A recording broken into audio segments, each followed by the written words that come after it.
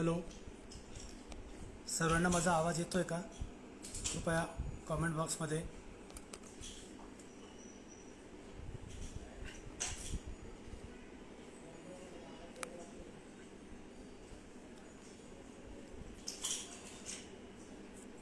माझा आवाज येतोय सगळ्यांना?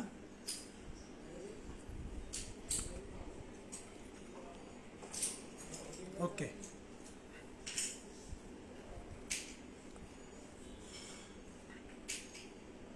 नमस्कार.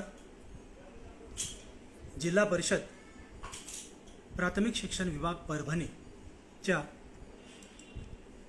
विचार मंचावर फेसबुक लाईव्हच्या माध्यमातून आभासी पद्धतीने जोडल्या गेलेल्या उपस्थित असणाऱ्या राज्यातील आणि विशेषतः परभणी जिल्ह्यातील सर्व कलाप्रेमी शिक्षक मित्रांचं आणि उपक्रमशील शिक्षकांना त्यांच्या नाविन्यपूर्ण उपक्रमांना मुक्त व्यासपीठ उपलब्ध करून प्रेरणा आणि प्रोत्साहन देणाऱ्या कर्तव्यदक्ष शिक्षणाधिकारी आदरणीय डॉक्टर सुचिता पाटेकर मॅडम, शिक्षण विभाग कोर कमिटी या सर्वांचं मी सुनील मोरे, उपशिक्षक, जिल्हा परिषद शाळा चुडाणे, तालुका शिंदखेडा, जिल्हा धुळे, मनपूर्वक स्वागत करतो. सर्वप्रथम आजच्या या टाकाऊ वस्तूंच्या पुनर्वापरातून शोभिवंत कलाकृती निर्मिती या सत्रासाठी संयोजकांनी मला व्यक्त होण्याची जी संधी दिली त्याबद्दल जिल्हा परिषद परभणी शिक्षण विभाग यांना मी मनपूर्वक धन्यवाद देतो. मित्रहो, गेल्या वर्षभरापासून आपण सारे कोरोना या संकटामुळे प्रभावित झालो आहोत आणि त्याचबरोबर सभोवतालच्या परिस्थितीतील घडणाऱ्या दुःखद घटनांमुळे सर्वांच्याच ठाई एक भीतीचं असं वातावरण निर्माण झालंय. वाढत जाणाऱ्या कोरोनाच्या संसर्गामुळे आपण सारे व्यथित आहोत. या वैश्विक महामारीने साऱ्या जगाची अर्थव्यवस्था कोलमडताना समाज मनावर याचा झालेला परिणाम हा जगण्याची अनिश्चितता निर्माण करताना सर्वांना जाणवतोय. यामुळेच गेल्या वर्षभरापेक्षा अधिकचा काळ या परिस्थितीचा फटका आपण सर्वांना बसतोय.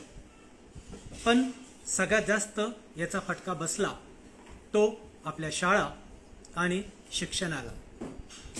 मात्र प्राप्त परिस्थितीशी दोन हात करताना शाळा बंद पण शिक्षण सुरू, यातून आपण जसा शक्य होईल तसा आपण त्याच्यासाठी प्रयोग केला आणि हे सर्व करताना शिक्षणाचा प्रवाह हा आपण सुरू ठेवण्याचा प्रयत्न केला.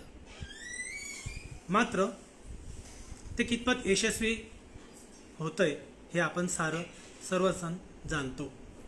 गेले वर्षभर शाळा बंद आहेत. विद्यार्थी, शिक्षक, पालक सारेच घरात बंदिस्त होताना कधी नव्हे तो मिळणाऱ्या मुबलक अशा वेळात आपण काय करायचं या विचारापायी घरी बसल्या बसल्या अनेक नवनवीन युक्त्या क्लुप्त्या प्रत्येकाने आपापल्या परीने शोधून काढल्या. मात्र संकट येताना केवळ संकट हे भीती आणत नाही, पण त्यातून काही संधीसुद्धा निर्माण होतात. आणि अशाच प्रकारे हे संकट एक प्रकारे पर्वणी ठरली ती आपल्यातील काही सुप्त गुणांना वाव देण्याची. माझ्यासारख्या छोट्या कलासक्त माणसासाठी तर मिळणाऱ्या वेळेचा सदुपयोग करताना नवनिर्मितीचा आलेख उंचावण्यास मला खूप मदत झाली. किंबहुना छंदामुळे समोर उभ्या ठाकलेल्या जे संकट होतं त्याची तीव्रता देखील कमी करण्यामध्ये, मन गुंतवून ठेवण्यामध्ये मला मदत झाली. असो, एक शिक्षक म्हणून अध्यापनाचं सेवाव्रत घेऊन आपल्या कर्तव्याशी प्रामाणिक राहून आपल्या विद्यार्थ्यांच्या गुणात्मक विकासासाठी आपण सर्वच जण खूप प्रयत्नशील असताना या गुणात्मक विकासाबरोबरच आपण आपल्या विद्यार्थ्यांच्या सुप्त गुण, उपजत क्षमता यांच्याही विकासासाठी तितकेच आग्रही असतो का? अभ्यासक्रमातील मुख्य विषयांसोबत आपण कला, कार्यानुभव, शारीरिक शिक्षण या विषयांना देखील तितकंच महत्त्व देतो का? तर या प्रश्नाचं उत्तर बहुतांशी नकारार्थी असंच येईल. राष्ट्र निर्माणाचं कार्य करताना भावी भारताचे भक्कम आधारस्तंभ तयार होण्यासाठी आपण थोडंसं चाकोरीबाहेर जाऊन विद्यार्थ्यांना त्यांच्यातील सुप्त गुणांच्या आत्माविष्कारासाठी प्रेरित केलं तर हे सुप्त गुण असलेले विद्यार्थी, हे तारे, हे जमिनीवर सुद्धा प्रकाशमान होतात. जमिनीवर येऊन ते आपला प्रकाश दाखवतील. आज आपल्यासमोर बसलेली पिढी ही प्रचंड अपडेटेड आहे आणि प्रत्येकाचा काही ना काही खास असा गुण आहे. प्रत्येकामध्ये काही ना काही टॅलेंट आहे. प्रत्येकामध्ये कोणता ना कोणता उपजत गुण आहे, क्षमता आहे. हे आपल्याला शोधून त्यांना पुढे येण्यासाठी एक सुलभक, एक मार्गदर्शकाची भूमिका समर्थपणे पार पाडणं खूप गरजेचं आहे. चांगला गळा असणाऱ्या विद्यार्थ्यांना आपण संधी देतो. कशासाठी? ती केवळ कविता गायनासाठी. चित्रकला चांगली असेल त्याचा आपण उपयोग करून घेतो त्या विद्यार्थ्याचा. ती फक्त चित्रकला तासिकेपुरती. वाचन, भाषण शैली चांगली असेल तर केवळ राष्ट्रीय सणांपुरता, भाषणापुरता, त्याच्यामध्ये सहभागी होण्यापुरता आपण त्याचा उपयोग करतो. आणि मग हे सर्व करताना जर कोणी खेळाडू असेल, खेळामध्ये त्याला प्रावीण्य असेल, त्याचाही आपण उपयोग करतो. तर फक्त कशासाठी? क्रीडा स्पर्धेमध्ये आपल्या शाळेचं नाव व्हावं याच्यासाठी. पण ही संकुचित वृत्ती मर्यादित न ठेवता आपण जर आपल्या विद्यार्थ्यांच्या टॅलेंटला प्रेरित केलं तर हेच टॅलेंट त्यांना उज्ज्वल भवितव्य घडवून देऊ शकतं. याचं एक उत्तम उदाहरण आपल्याला देता येईल सचिन तेंडुलकर यांच्या बाबतीतलं. शालांत परीक्षेमध्ये अनुत्तीर्ण ठरलेल्या सचिनने आपल्यातील टॅलेंटचा योग्य वापर करत क्रीडा विश्वामध्ये आपलं नाव अजरामर केलंय आणि सर्वात कमी वयामध्ये भारतरत्न हा सर्वोच्च पुरस्कार देखील मिळवला आहे. केवळ गुणात्मक विकास, बुद्धिमत्ता आणि शिक्षणाच्या जोरावरच सर्व पुढे जातात असे नाही, तर आपल्यातील उपजत क्षमतांचा सर्वांगीण विकास हा खूप महत्त्वाचा ठरतो. शिक्षण घेऊन डॉक्टर, इंजिनियर होऊन आज आपण जेवढे पैसे कमावतो, पद प्रतिष्ठा कमावतो, त्यापेक्षा कितीतरी पटीने जास्त केवळ अभिनयाच्या जोरावरती, आवाजाच्या जोरावरती अमिताभ बच्चन, लता मंगेशकर यासारख्या कलाकारांनी हे यश मिळवलेलं आहे, हे करून दाखवलेलं आहे, हे आपल्या डोळ्यासमोर आहे. मात्र यासाठी आपली म्हणजे शिक्षकाची भूमिका कशी आहे हे महत्त्वाचं ठरतं. ज्योत जळत असते तोवरच ती दुसऱ्या ज्योतीला प्रज्वलित करू शकते. म्हणून एक शिक्षक म्हणून आपणासही तितकंच अपडेटेड असणं हे महत्त्वाचं आहे. विद्यार्थी दशेतच विद्यार्थ्यांच्या व्यक्तिमत्वाची जडणघडण व्हावी, विद्यार्थ्यांच्या अंगभूत गुणांचा परिपोष व्हावा, त्यांच्यातील कलागुणांची जोपासना व्हावी, विविध जीवन कौशल्ये विकसित व्हावीत याचा समर्पक विचार करून प्रत्येक राज्य अभ्यासक्रमाची आपली रचना करतं आणि त्यानुसार अभ्यासक्रमानंतर पाठ्यक्रम तयार केला जातो. विशिष्ट वयामध्येच विद्यार्थ्यांच्या मूलभूत कार्यकौशल्यांचा विकास व्हावा, त्यांच्यातील सर्जनशीलता, आत्मनिर्भरता, सहकार्य, पर्यावरणाची जाणीव, कार्यसंस्कृतीचा विकास, विद्यार्थी सतत कार्यरत राहावा, या कार्यातून त्याला नवनिर्मितीचा आनंद घेता यावा, याचबरोबर पर्यावरणाबद्दलची जाणीव जागृती व्हावी, या उद्दिष्टांनुसार प्राथमिक शिक्षण अभ्यासक्रमामध्ये कला, कार्यानुभव या विषयांना महत्त्वाचं स्थान देण्यात आलेलं आहे हे आपण सारे जाणतोच. आपणास खऱ्या अर्थाने विद्यार्थ्यांचा विकास घडवून आणायचा असेल तर केवळ बौद्धिक विकास न साधता त्यांचा बोधात्मक, भावात्मक आणि क्रियात्मक विकासाकडे लक्ष देणं गरजेचं आहे. हा विचार सर्वप्रथम 1937 मध्ये राष्ट्रपिता महात्मा गांधी यांनी बुनियादी शिक्षण या पद्धतीतून मांडलेला होता. त्याच्यानंतर पुढे त्याच्यामध्ये भर पडत गेली. शिक्षणानंतर विद्यार्थी सुशिक्षित, बेरोजगार न होता किमान या शब्दाला खूप महत्त्व आहे की किमान तो एखाद्या कलेमध्ये पारंगत झालेला असावा, ज्यातून तो स्वतःच्या कुटुंबाची उपजीविका भागवू शकतो, म्हणजेच तो स्वावलंबी होऊ शकतो. याबाबत प्रसिद्ध साहित्यिक पु. ल. देशपांडे यांचे विचार खूप प्रेरक आहेत. ते म्हणायचे, उपजीविकेसाठी आवश्यक असणाऱ्या विषयाचं शिक्षण जरूर घ्यावं. उपजीविकेसाठी जे शिक्षण महत्त्वाचं आहे, जो विषय महत्त्वाचा आहे, त्याचं शिक्षण आपण जरूर घेतलं पाहिजे. पोटापाण्याचा उद्योग आपण जिद्दीने करावा, पण एवढ्यावरच थांबू नका. साहित्य, चित्र, शिल्प, संगीत, नृत्य यातल्या एखाद्या तरी कलेशी मैत्री जमवा.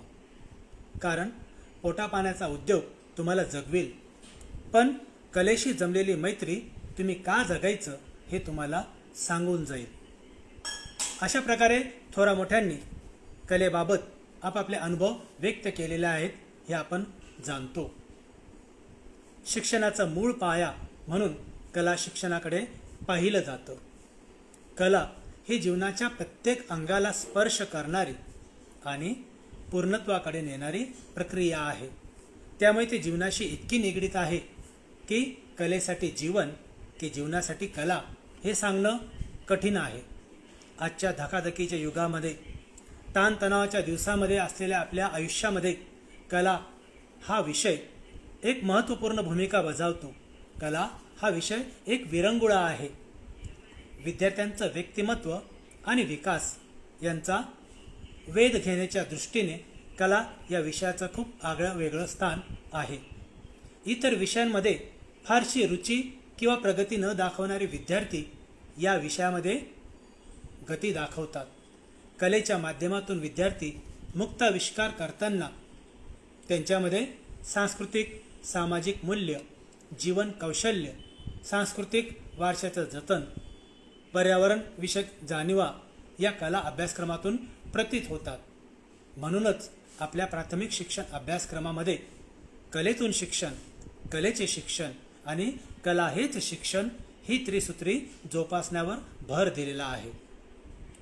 कलेद्वारे विद्यार्थ्यांचं सर्वगुण संपन्न व्यक्तिमत्व घडताना एक जबाबदार नागरिक देखील घडतो याची खात्री कला या अभ्यासक्रमातून प्रतीत होते.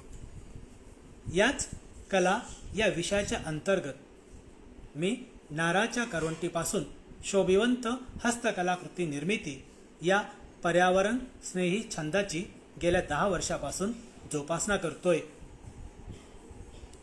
आपण सर्व शिक्षकांसारखं विद्यार्थ्यांसाठी शालेय, सहशालेय उपक्रमांचं यशस्वी आयोजन करताना नवनिर्मितीचा ध्यास घ्यावा, काहीतरी वेगळं करावं असं मला नेहमी वाटायचं. कधी सांस्कृतिक कार्यक्रमाचं आयोजन कर, त्याच्यातून शैक्षणिक उठाव मिळवा, तर कधी निबंध स्पर्धा, वक्तृत्व स्पर्धा, चित्रकला स्पर्धा याच्यातून मी माझ्या विद्यार्थ्यांना प्रेरित करायचो. कधी प्रसंगी कागदाच्या, मातीच्या वस्तू असे वेगवेगळे उपक्रम करत असायचो. पण काहीतरी वेगळं करून पर्यावरणाचं देणं द्यावं ही खूप इच्छा होती. त्यातच पर्यटनाच्या निमित्ताने 2009 साली मी सिंधुदुर्गात गेलो. तिथे निसर्ग सौंदर्य सृष्टीचा आस्वाद घेताना समुद्रकिनारी एका स्टॉलवरती अतिशय सुरेख लाकडी खेळणी, बांबूंपासून बनवलेले वस्तू, खेळणी, शंख, शिंपले यापासून बनवलेले काही वस्तू, समुद्र संपत्तीच्या काही वस्तू, अशा प्रकारचे वस्तू त्या स्टॉलवरती विक्रीसाठी ठेवलेल्या मला दिसल्या. आणि त्या स्टॉलवरती अखंड नारळ म्हणजे शहाळे याच्यापासून बनवलेल्या माकडाच्या काही प्रतिकृती मला दिसल्या. शहाळ्यापासून बनवलेल्या एवढ्या सुंदर वस्तू, प्रतिकृती मी माझ्या आयुष्यात पहिल्यांदाच पाहिल्या. त्यानंतर शहाळ्यापासून बनवलेली माकडाच्या त्या प्रतिकृती पाहताना मला त्या खूप आवडल्या. त्याबाबत मी दुकानदाराला विचारलं. मला त्याने सांगितलं की या सर्व वस्तू सावंतवाडी येथील कारखान्यातून बनवलेल्या आहेत. त्या प्रतिकृतींचं निरीक्षण करताना मला माझ्यातील कलाकाराने तत्क्षणिक साथ दिली की अशा प्रकारचं प्रतिकृती तू सुद्धा करू शकतो. पुन्हा बराच वेळ त्या शाळेपासून बनवलेली माकडाची प्रतिकृती मी बघत राहिलो. त्याची किंमत मला जास्त वाटली म्हणून मी ती खरेदी केली नाही. परंतु आतल्या कलाकाराचा आवाज मला जाणवत होता की तुला काहीतरी वेगळं करायचं आहे, तू असं काहीतरी करू शकतो. आणि मग त्या माकडाच्या प्रतिकृतीची जी काही छबी होती ती मी माझ्या डोक्यामध्ये साठवून घेतली आणि मी मनाशी निर्धार केला की आपल्यालाही असं काहीतरी करायचं आहे वेगळं, की ज्याच्यातून मला पर्यावरणाचं देणं देता येईल. आणि त्याच्यातूनच मला नारळाच्या करवंटीपासून कलाकृती निर्मितीची ही कल्पना सुचली. हा केवळ एक विचार होता. काय करायचं आहे, कसं करायचं आहे याबाबत मी पूर्णतः अनभिज्ञ होतो.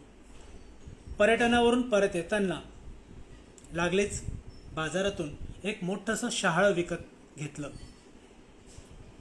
घरी आणल्यानंतर पहिला प्रश्न असा होता की याला कापायचं ते कशाने.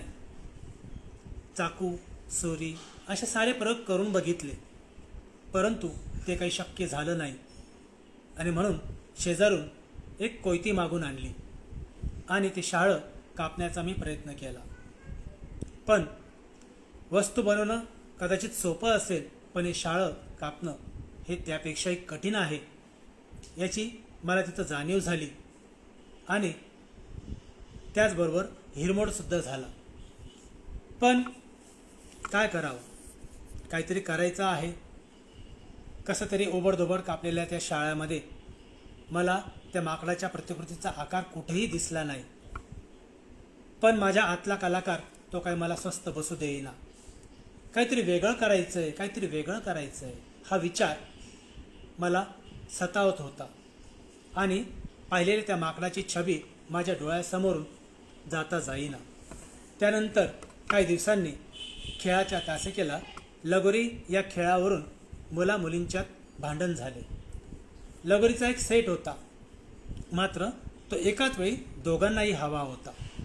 ते भांडण कसे तरी मिटवले, पण त्यातच एका मुलीने घरून नारळाच्या करवंट्या आणल्या आणि त्या एकमेकांवर ठेवून तिने लगोरी रचली. हे पाहून मला खूप आश्चर्य वाटलं. त्यानंतर मी त्या करवंट्यांवर रंगाने नंबर्स टाकले. तेव्हा मला असं वाटलं की या शाळेपेक्षा या करवंट्यांपासून काहीतरी वेगळं करता येईल का. त्यानंतर एका समारंभामध्ये मला जाण्याचा योग आला. माझ्या एका शिक्षक मित्राला आदर्श शिक्षक पुरस्कार मिळाल्यानं तो स्वीकारण्यासाठी मी त्यांच्यासोबत त्यांच्या दुचाकीने जिल्ह्याच्या ठिकाणी गेलो. त्या समारंभामध्ये त्यांना तिथे सन्मानपत्र, शॉल आणि श्रीफळ मिळाले, म्हणजे नारळ मिळाले. येताना त्यांनी सर्व वस्तू डिक्कीत ठेवल्या, मात्र त्यांना मिळालेलं श्रीफळ म्हणजे नारळ हे आकाराने खूप मोठं होतं आणि ते डिक्कीत मावत नव्हतं. म्हणून त्यांनी ते माझ्याकडे दिलं. आकाराने खरोखर खूप मोठे असलेलं ते नारळ यापूर्वी मी कधी बघितलंच नव्हतं असं. आणि माझ्या हातात ते मोठंसं नारळ, दुचाकी चालते आणि त्या नारळाला पाहून पुन्हा एकदा प्रश्न आला, याच्यापासून तरी मला काही बनवता येईल का. आणि गावी परत येईपर्यंत पुन्हा हा विचार मनामध्ये रुंजी घालू लागला. रविवारी त्या नारळावरील एक जी केसरी असते तंतुमय भाग असतो हा मी काढून बाजूला केला. तत्पूर्वी माझ्या मित्राला ते जे नारळ मिळालेलं होतं त्याने ते मला देऊ केलं म्हणून ते मी माझ्या घरी आणलं आणि त्या नारळावरील तंतुमय सगळा भाग मी काढून ठेवला आणि त्या नारळाचा आकार बघू लागलो. विचार करू लागलो की याच्यापासून काय बनवता येईल का आपल्याला. आणि अशा प्रकारे विचार करता करता वजनाने जड खूप मोठ्या आकाराचं ते नारळ मी माझ्या हातात धरून ठेवलेलं आणि काय बनवता येईल कसं बनवता येईल असा विचार करताना त्याचं निरीक्षण करताना वजनाने जड असलेलं नारळ माझ्या हातातून खाली सुटलं आणि लादीवरती पडून फुटलं. काही बनवण्याच्या विचारच मी करत होतो पण तत्पूर्वीच ते माझ्या हातून फुटलेलं होतं नारळ. याचं खूप दुःख माझ्या मनाला झालं. फुटलेल्या नारळाचे 2 भाग झाले होते.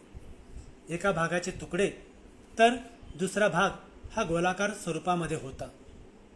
रचना प्रत्यक्षात साकार होण्याआधीच विचार प्रत्यक्षात उतरण्याच्या आधीच सारं काही धुळीस मिळालं होतं. याचं शल्य मला खूप जाणवलं. त्यातून खोबरं काढून घेऊन मी ती करवंटी तशीच बाजूला ठेवली. दुपारनंतर मित्राच्या घराचं बांधकाम सुरू होतं. जे पूर्णत्वास येत होतं ते पाहण्यासाठी मी गेलो. तिथे काही कारागीर मंडळी आपलं काम करीत होते. कोणी रंग देत होतं, कोणी रंग देण्याआधी भिंत जी होती ती पॉलिश पेपरने घासत होते, तर कोणी बेसिन पाईप जोडताना ते पाईप कापण्यासाठी करवतचा वापर करत होते, तर पाईप चिकटवण्यासाठी एमसीलचा वापर करत होते. हे सर्व मी बघितलं आणि घरी आलो आणि त्यानंतर पुन्हा आतला कलाकार टक टक टक टक आवाज करू लागला की काहीतरी करायचं आहे, तू स्वस्थ का बसून आहेस. पण करायचं ते काय करायचं. नारळापासून काहीतरी बनवणार होतो पण ते तर हातून फुटलं, त्याचे 2 तुकडे झाले. मग करायचं काय. सायंकाळी नेहमीप्रमाणे देवपूजेला बसलो. देवाला धूपबत्ती दाखवल्यानंतर देवाऱ्यासमोर धातूच्या तामणामध्ये कासवाची प्रतिकृती ठेवलेली होती आणि त्यातील पाणी संपल्याने त्यात मी पाणी ओतू लागलो. तेव्हा मला जाणवलं की सकाळी फुटलेल्या नारळाच्या करवंटीचा एक भाग या कासवाच्या पाठीसारखाच मला दिसतोय. तिथून उठून तडक मी ते फुटलेल्या नारळाच्या करवंटीचं निरीक्षण केलं आणि तेव्हा पुन्हा मला जाणवलं की आता आपल्याला नक्कीच काहीतरी करता येईल. आपण ठरवलेलं ते काहीतरी साध्य होण्याच्या मार्गावर आहे असं मनोमन मला वाटलं. आणि एक प्रकारे हा संकेत होता की आपलं ध्येय पूर्णत्वास येण्याचा हा मार्ग आहे. त्यानंतर करवंटी आपल्याकडे आहे, हिला कापावे लागेल, काहीतरी बनवावं लागेल. आणि त्या क्षणी मला असं जाणवलं, मला असं समजलं की दुपारी आपण बघितलेलं जे बांधकामाचं होतं, बांधकाम जिथं सुरू होतं त्या ठिकाणी जे कारागीर काम करत होते त्यातले काय अनुभव आपल्याला इथं वापरता येतील का. आणि तिथलेच अनुभव मला खूप उपयोगी पडले. करवंटीचा एक भाग मला कासवाच्या पाठीसारखा दिसला आणि त्याला व्यवस्थित कापण्यासाठी मला करवतपट्टी म्हणजे एक्स्ट्रा ब्लेड हवं होतं. म्हणून पुन्हा याचे अवयव आपल्याला जोडावे लागतील. ते चिकटवायचे कशाने यासाठी पुन्हा मला तो पूर्वानुभव कामात आला की यासाठी मला एमसीलचा वापर करता येईल. करवंटीवरचा तंतुमय भाग मला स्वच्छ कसा करता येईल, करवंटी मला गुळगुळीत कशी करता येईल यासाठी पूर्वानुभव होता तो असा की दुपारी पाहिलेले जे अनुभव होते, भिंत घासताना पॉलिश पेपरचा ते कारागीर वापर करत होते, अशा प्रकारचं सारं काही एकमेकास पूरक असं ठरत गेलं. तडक बाजारात गेलो. बाजारातून करवतपट्टी, एमसील, पॉलिश पेपर असं सगळं साहित्य आणलं आणि श्री गणेशा केला. करवंटी घेतली, तिला व्यवस्थित कापून घेतली. कापताना खूप श्रम पडले. पहिल्यांदाच करवंटी एक्स्ट्रा ब्लेड किंवा करवतपट्टीने मी कापत होतो आणि कापताना ते किती श्रम लागतात कशा प्रकारे कापलं पाहिजे कोणताही अनुभव नव्हता, फक्त काहीतरी करण्याची जिद्द होती आणि ती पूर्णत्वास आणण्याचा एक मोठा मनोदय होता. म्हणून ती करवंटी मी कापू लागलो. कापल्यानंतर किंवा कापतानाच असं झालं की चुकून बोट कधी कापला गेला याकडे माझं लक्ष नाही. येणाऱ्या रक्ताने सांगितलं की बोट तुझा कापला गेलेला आहे. परंतु ते होईपर्यंत कासवाची पाठ व्यवस्थितपणे तयार झालेली होती. उरलेल्या तुकड्यातून मी त्या कासवाचे अवयव तयार केले. जसं जमेल आपल्या बुद्धीला, आपल्या कल्पकतेला प्रेरणा दिली, चालना दिली आणि कासवाचे पाय तयार केले. 4 पाय, शेपूट आणि तोंडाचा आकार. तोंडाचा आकार कसा असावा यासाठी पुन्हा देवघरात गेलो. धातूच्या कासवाची मूर्ती बघितली. तो आकार चटकन लक्षात आला. त्याचबरोबर कासवाचे अवयव आता आपल्याला त्या करवंटीच्या म्हणजे त्या कासवाच्या पाठीला जोडायचे आहेत. म्हणून सारे अवयव व्यवस्थितपणे एमसीलच्या माध्यमातून जोडून घेतलेत. हे सगळं करताना रात्रीचे किती वाजलेत याचं अजिबात भान नव्हतं.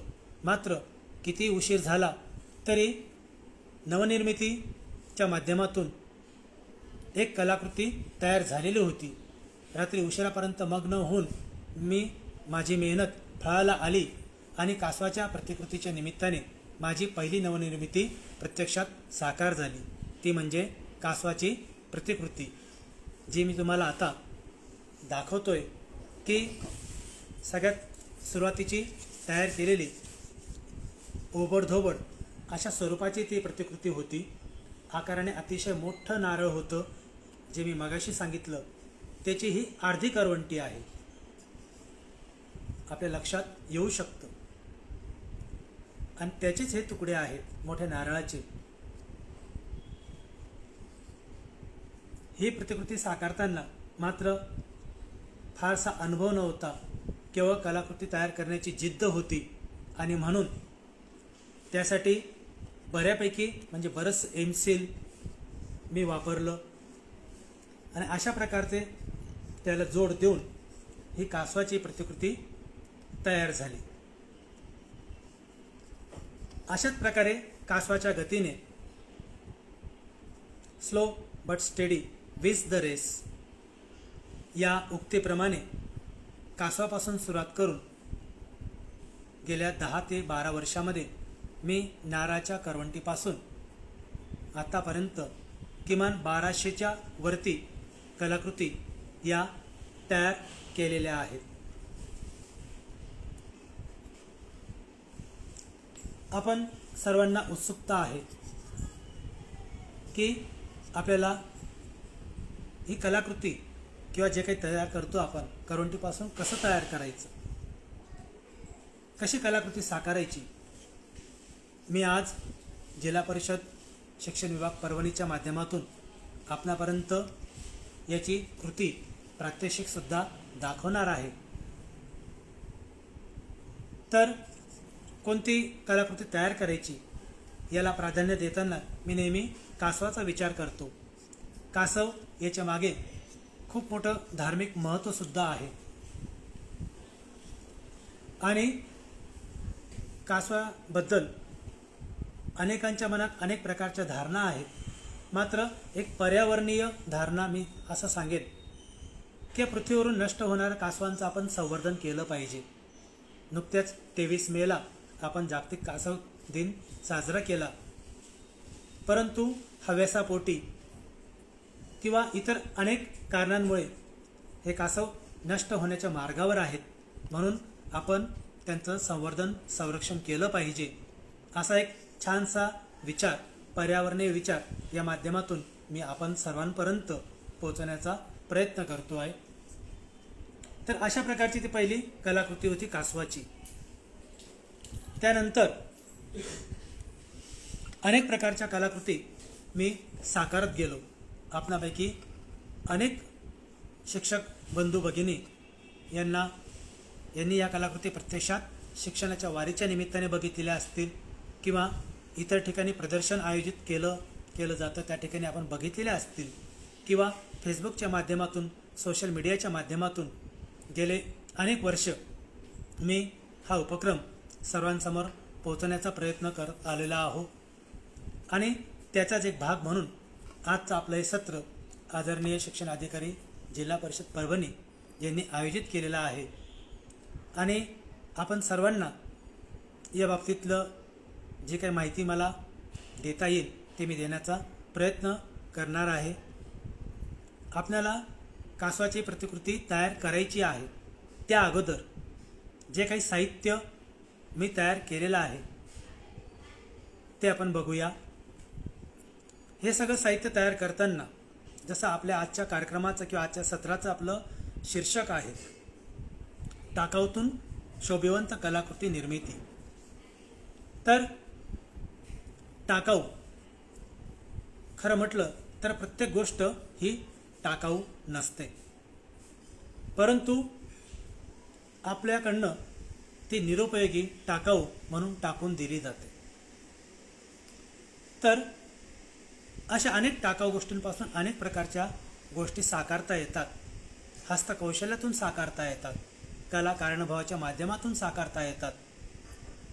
मात्र मी सर्व करताना नारळाची करवंटी याला प्राधान्य दिलेलं आहे, कारण ती सहज उपलब्ध होते आणि म्हणून या नारळाच्या करवंटीपासून ज्या कलाकृती मी तयार केलेल्या आहेत ते आपल्याला दाखवणार आहे। आपण सर्व जोडले गेलेले प्रेक्षक त्यांनी त्या अवश्य बघा। त्या बाबतीत आपल्यास काही विचारायचं असेल तर आपण नक्की विचारू शकतात आणि या कलाकृती बघितल्यानंतर आपण प्रात्यक्षिक करणार आहोत। तर आपण या करवंटीच्या तयार केलेल्या कलाकृती आता मी आपल्यासमोर सादर करतोय।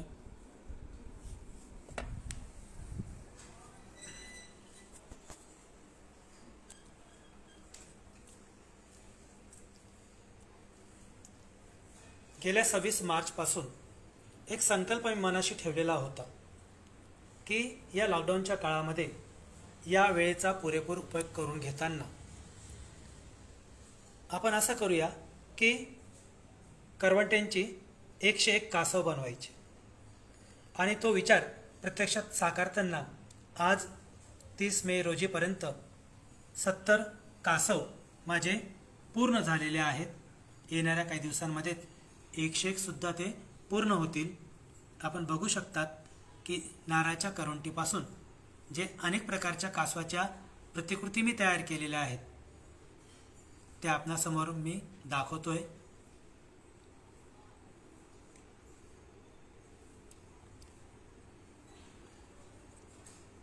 कासवाबद्दल पौराणिक आख्यायिका सुद्धा आहेत। धार्मिक ग्रंथांमध्ये श्री विष्णूचा अवतार म्हणून कासवाला स्थान दिलं गेलेलं आहे। कासव हा उभयचर प्राणी आहे आपण जाणतो। कोणत्याही संकटावेळी कासव आपलं संरक्षण करण्यासाठी आपले पाय, आपलं तोंड त्या कठीण अशा कवचाखाली लपून घेतं आणि आलेल्या संकटाला सामोरं जातं।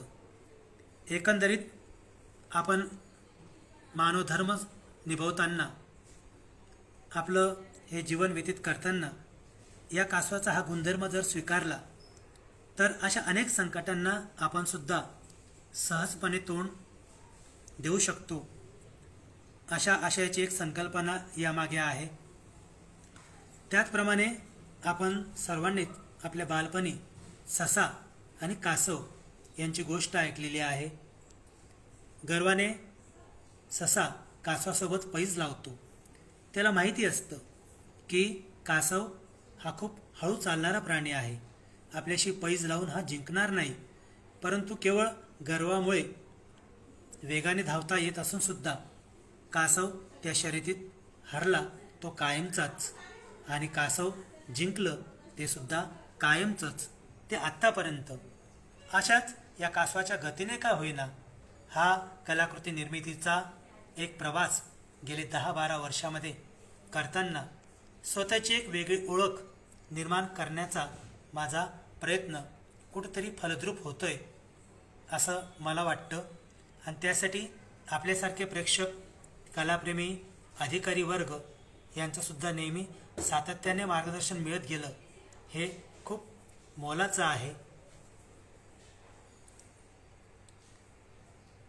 हे सगळे 101 कासव तयार करण्याचा संकल्प घेताना आज रोजीपर्यंत जे 70 कासव तयार झालेले आहेत, आपण बघू शकतात की प्रत्येक कासव तयार करताना त्यातलं काहीतरी वेगळं पण दिसावं. एक कासव दुसऱ्यासारखा दिसू नये, प्रत्येकाची एक वेगळी छवी असावी, असा हा प्रयत्न मी याच्यामध्ये ठेवलेला आहे आणि तो कुठतरी फलद्रूप होतोय असं मला वाटतं.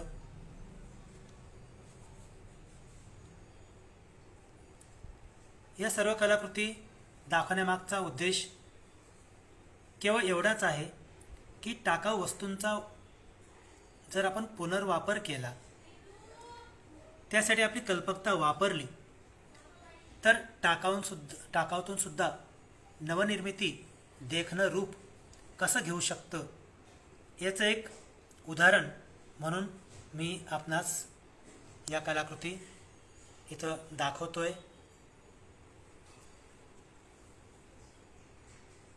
या कासवाच्या प्रतिकृती तयार करताना अगदी बोटाच्या पेरावर मावेल एवढ्या कासवाच्या प्रतिकृतीपासून तर मोठ्यात मोठं कासवाची प्रतिकृती कशी तयार करता येईल याचा एक प्रयत्न केलेला आहे.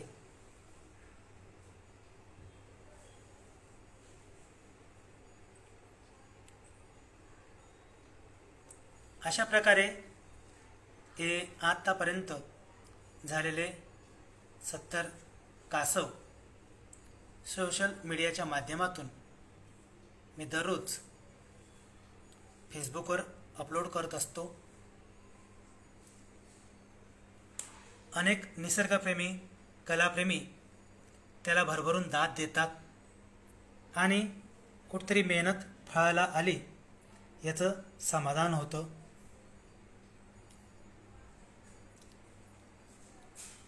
अशा प्रकारे या करवंटीतून साकारलेला प्रतिकृती आहेत. कदाचित आपणास विश्वास बसणार नाही, परंतु या केवळ हाताने तयार केलेल्या, कोणत्याही मशीनचा वापर न तयार करता केलेल्या प्रतिकृतींना राष्ट्रीय आंतरराष्ट्रीय बाजारपेठेमध्ये खूप मोठी किंमत आहे.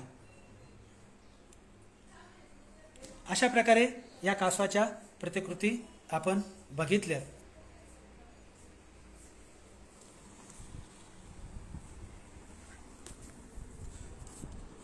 त्यानंतर पुढचा आपला उत्सुकतेचा प्रश्न असा की आम्हालाही अशी कलाकृती तयार करायची आहे.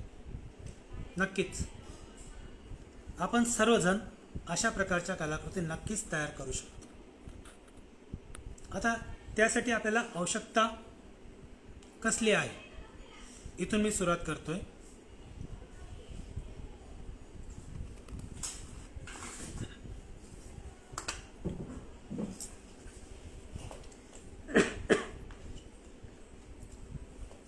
सगळ्यात सुरुवातीला आपल्याला करवंटी याची आवश्यकता आहे. नारळाची करवंटी. ही करवंटी म्हणजे खोबऱ्यावरील कठीण कवच.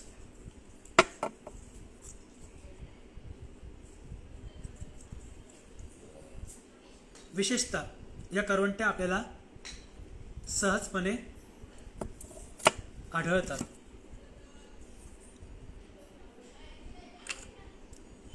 अशा प्रकारच्या या करवंट्या आहेत हे आपण समजू शकतो, आपणास दिसतंय. आता आपण या नारळाच्या करवंटीपासून मी ज्याचं एवढं वर्णन केलं, एवढ्या प्रतिकृती कासवाच्या दाखवल्या, आपण कासवाची प्रतिकृती तयार करूया. यासाठी लागणारं साहित्य करवंट्या, त्यानंतर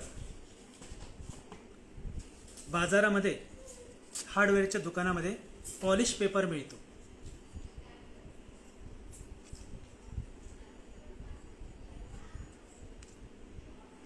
साठ किंवा 80 नंबरचा अशा प्रकारे पॉलिश पेपर मिळतो. त्यानंतर त्याच पॉलिश पेपरमध्ये एक दुसरा प्रकार असतो जो गुळगुळीत असतो, हा कठीण असतो.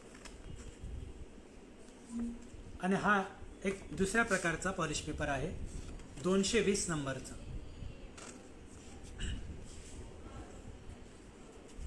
तर लागणारं साहित्य करवंट्या, त्यानंतर पॉलिश पेपर, महत्त्वाचं टूल किंवा हत्यार ते म्हणजे करवतपट्टी. या करवतपट्टीला आपण हॅक्सॉ ब्लेड असं सुद्धा म्हणतो किंवा याला आरी असंही म्हटलं जातं. आरी हा शब्द मला प्रचलित नव्हता, माहिती नव्हता, मी याला करवतपट्टी म्हणत होतो. परंतु शिक्षणाच्या वारीमध्ये गेल्यानंतर येणाऱ्या अनेक जिल्ह्यातल्या शिक्षक मित्रांनी त्यांना याचं स्पष्टीकरण करताना याला आरी अशा प्रकारचा एक शब्द उल्लेख केला आणि तेव्हापासून मी सुद्धा याला आरी असं म्हणू लागलो. विशेषतः आपल्या जालना, बीड, परभणी या भागातले शिक्षक होते आणि त्यांनीच याला आरी असं म्हणतात. माझ्या शब्दामध्ये किंवा माझ्या शब्दसंग्रहामध्ये याची भर झाली. आणि त्याच वेळेला एक विशेष आवर्जून सांगण्याची गोष्ट अशी, परभणीतले आपल्या जिल्ह्यातले अनेक शिक्षक बंधू होते आणि त्यांच्या बोलण्यातून मला एक वाक्य अजूनही आठवतंय, जे या प्रसंगी कदाचित सांगितलेलं हे योग्य ठरेल की जगात जर्मनी आणि भारतामध्ये परभणी अशा प्रकारचा एक शब्दप्रयोग मला आता या निमित्ताने आठवला म्हणून मी सांगितलं. तर अशा प्रकारे ही आरी, हॅक्सॉ ब्लेड किंवा करवतपट्टी. त्यानंतर पुढचं साहित्य आहे एमसील.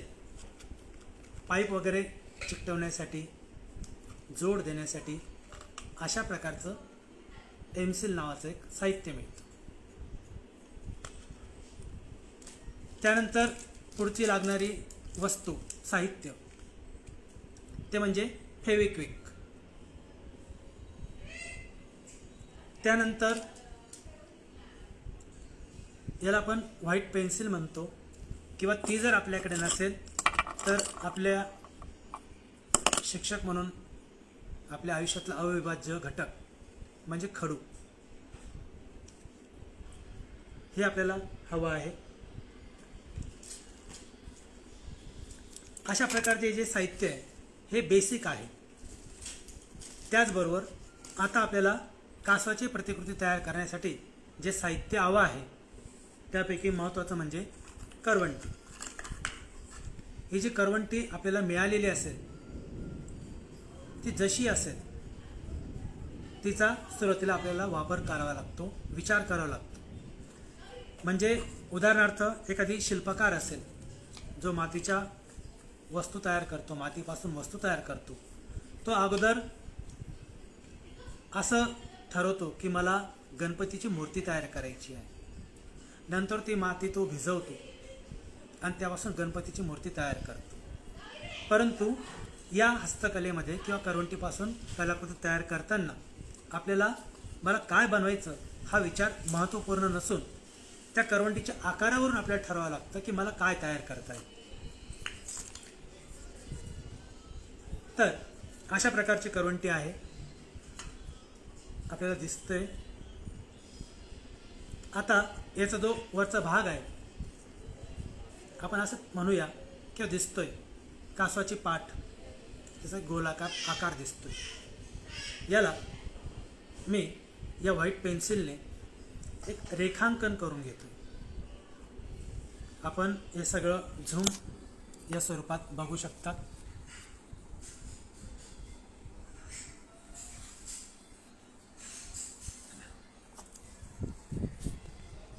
अशा प्रकारे या करवंटीच्या वरच्या पृष्ठभागावर मी रेखांकन करतोय.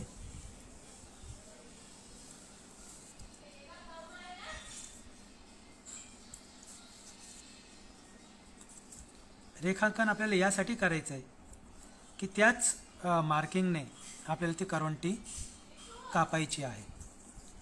करवंटीपासून वस्तू तयार करताना सगळ्यात महत्त्वाचा भाग जो आहे तो हाच आहे की करवंटी कशी कापायची.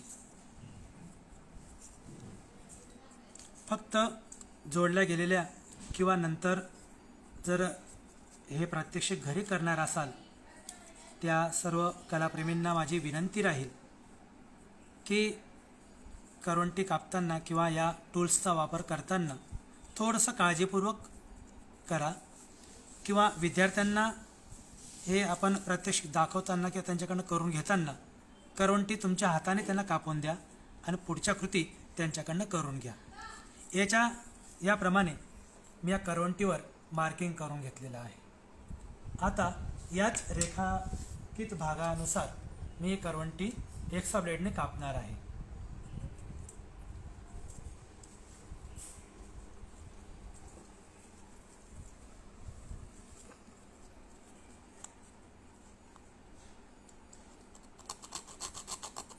एरवी कोणतीही कलाकृती तयार करताना मी आपल्या भारतीय बैठकीनुसार ती कलाकृती तयार करतो जेणेकरून व्यवस्थितपणा त्याच्यामध्ये येतो. परंतु आभासी पद्धतीने जोडल्या गेल्यानंतर नेटवर्क हा एक मोठा इश्यू असतो, म्हणून या जागेची निवड मला करावी लागली.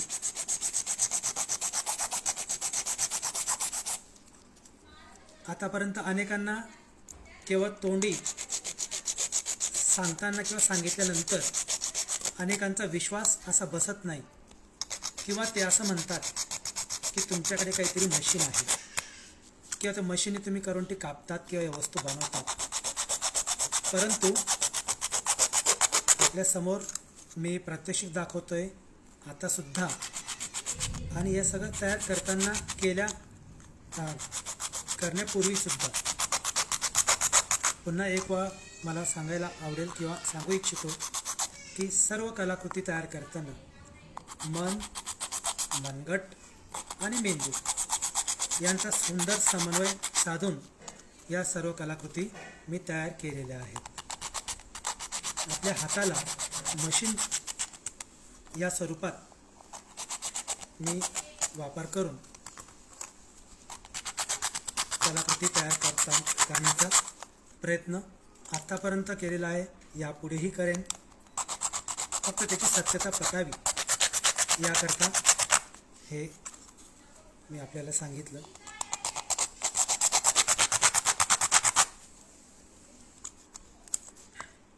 अशा प्रकारे आरी किंवा एक्सा ब्लेड किंवा कर्वर याच्या मदतीने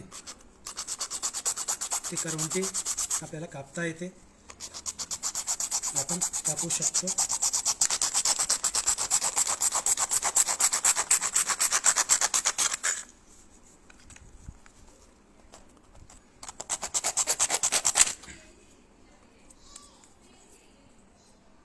अशा पद्धतीने उपलब्ध करवंटीपासून त्याचा एक भाग मी कापून घेतलेला आहे.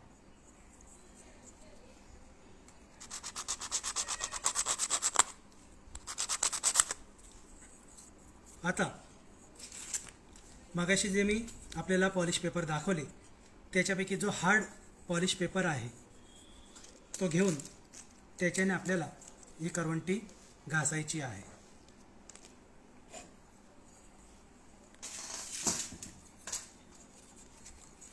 आता ही करवंटी तिच्यावरचा जो तंतुमय भाग आहे तो सुद्धा आपल्याला स्वच्छ करायचा आहे. आपल्या 3 बोटामध्ये मावेल अशा प्रकारे हार्ड पॉलिश पेपरचा एक तुकडा आपल्याला लागणार आहे आणि त्या करवंटीच्या पृष्ठभागावरती तो आपल्याला अशा पद्धतीने घासायचा आहे.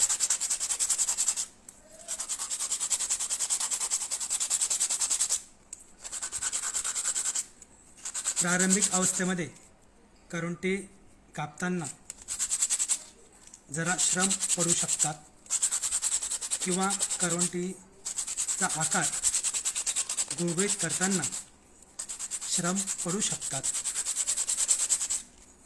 मात्र कोणतीही नवनिर्मिती ही सहज साध्य नसते. त्यासाठी मेहनत ही सुद्धा महत्त्वाची असते. थोडक्यात जिद्द, चिकाटी आणि मेहनत यांच्या जोरावरती अनेकांनी अनेक गोष्टी साध्य केलेल्या आपण वाचत आलो आहेत, बघत आलो आहेत. अशा प्रकारे आपल्याला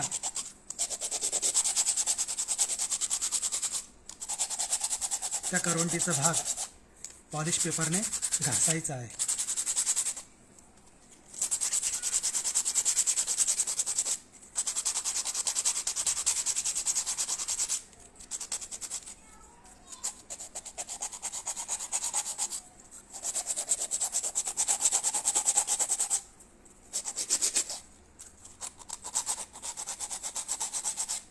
पॉलिश पेपरने त्या करवंटीवरचा जो खरखरीत भाग आहे, जो तंतुमय भाग आहे, तो हळूहळू निघायला मदत होते आणि त्या करवंटीवरचा कठीणपणा जाऊन हळूहळू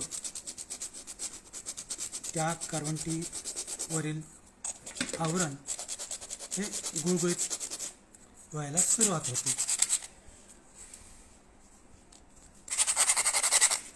हे सगळं करताना करवंटी आतल्या बाजूने सुद्धा व्यवस्थित घासून घ्यायची.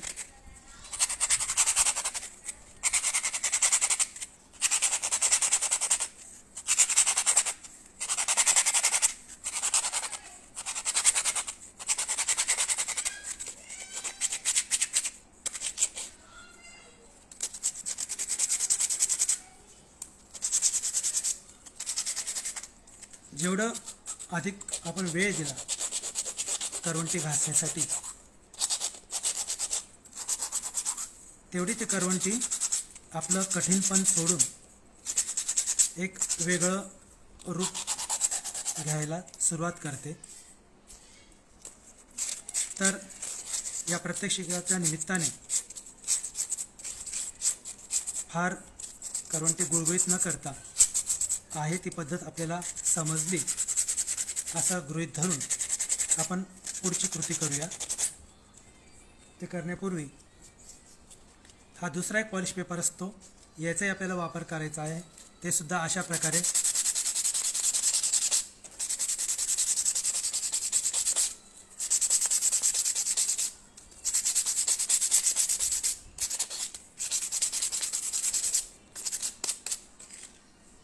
याच पद्धतीने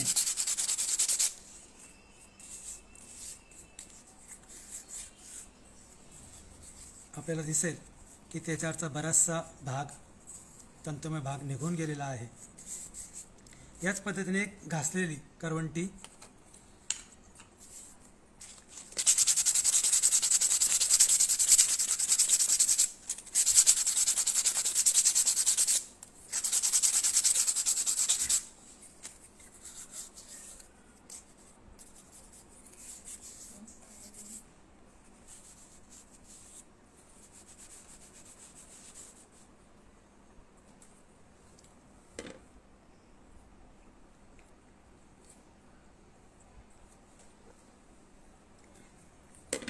आता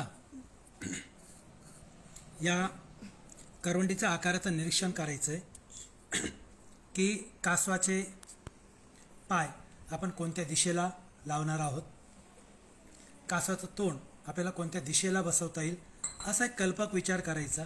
आणि महत्त्वाचं म्हणजे त्याचा एक काय म्हणूया आपण त्याला मध्यभाग आपल्याला रेखांकन करायचं आहे. म्हणजे साधारण 2 भाग आपल्याला दिसतील.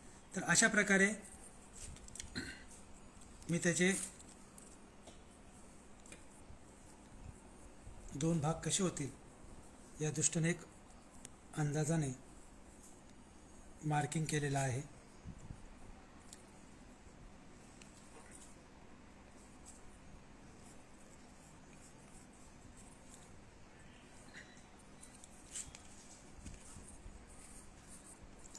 कल्पकता, सर्जनशीलता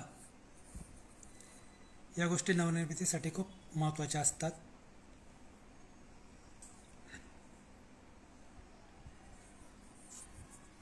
यानंतर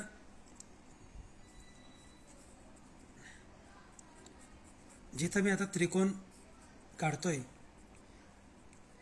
तिथं पाय बसवण्यासाठी मी ती मार्किंग करतोय. तर अशा प्रकारे आपण करवंटीच्या आतल्या भागावर रेखांकन करायचं आहे. आता आपल्याला या करवंटीला म्हणजे या कासवाच्या पाठीला आपल्याला त्याचे अवयव जोडायचे आहेत.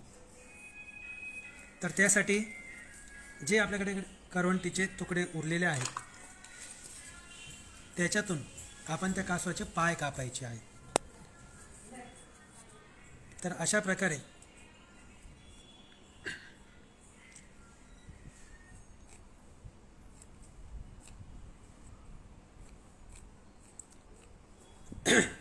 चार भाग, चार रेषा मी इथं ओढलेल्या आहेत.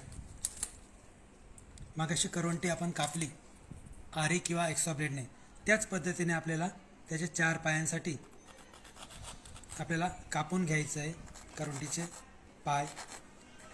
ते मी कापून घेतलेले मी तुम्हाला दाखवतोय.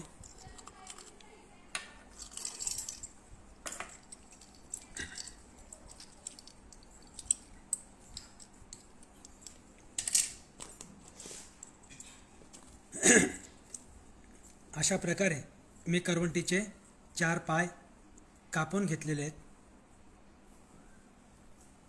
आपण बघू शकतात. त्याचप्रमाणे करवंटीच्याच भागाचं कासवाचं तोंडसुद्धा मी करवंटीचं कापून घेतलेलं आहे.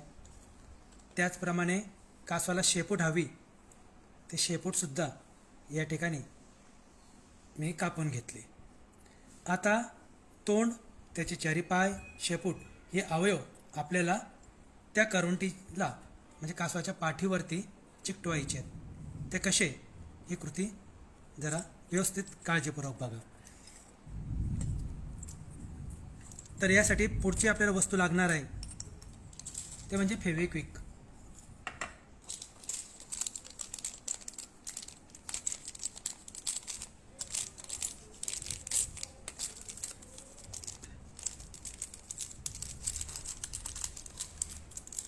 या फेविक्विकचा वापर करताना सुद्धा आपल्याला काळजीपूर्वक वापर करायचा आहे.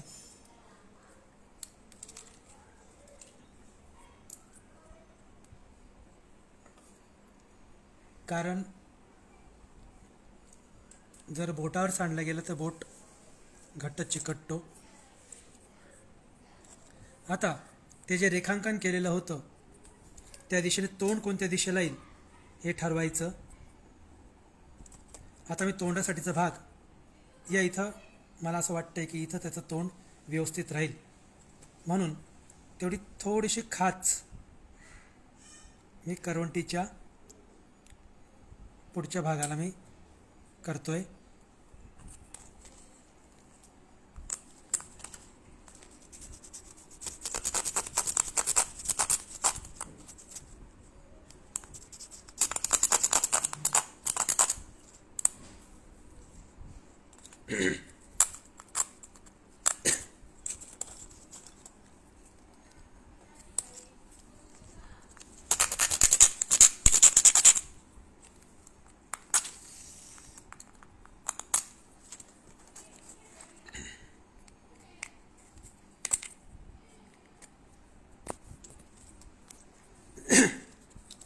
थोडंसं पॉलिश पेपरने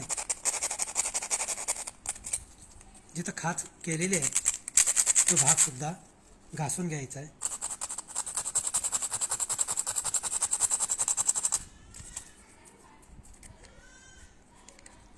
अशा प्रकारे आपण बघू शकतात. आपल्याला त्या बाबतीमध्ये आयडिया येत असेल की पुढे आपल्याला काय करायचं आहे, कसं करायचं.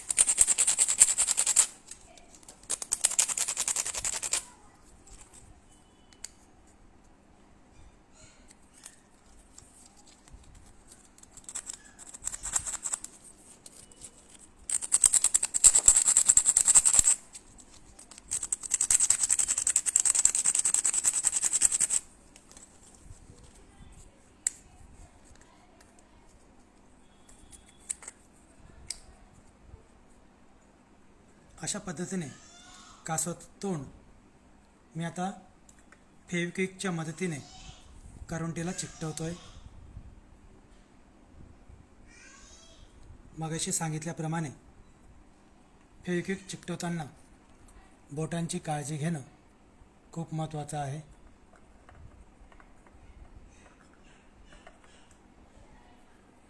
थोडा वेळ चिकटवलेला भाग हा धरून ठेवायचा.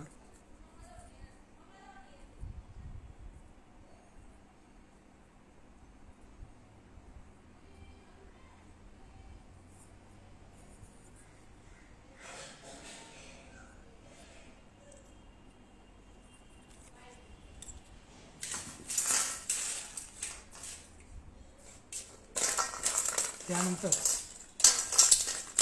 कासवाचे पाय आपल्याला दोन्ही बाजूला चिकटवायचे.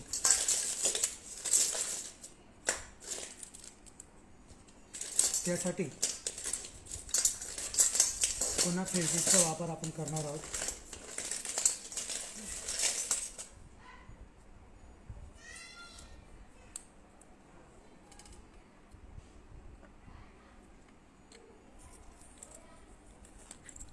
आकाराने मोठे असलेले पाय पुढच्या बाजूला, तर लहान असलेले पाय हे मागच्या बाजूला, अशा प्रकारचं एक प्रमाण आपण लक्षात घ्यायचं आहे. फेविक्विकचा एक थेंब पुरेसा होऊ शकतो. आपल्याला दिसत असेल.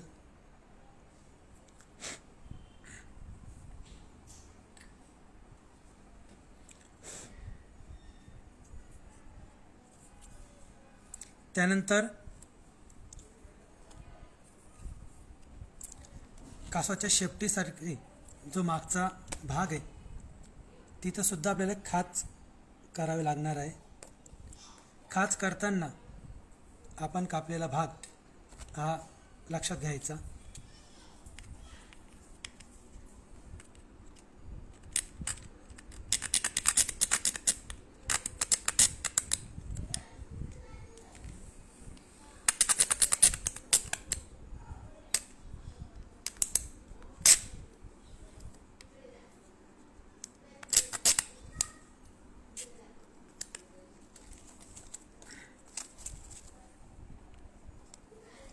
अशा प्रकारे कासवाची शेपटी देखील मी चिकटून घेतोय.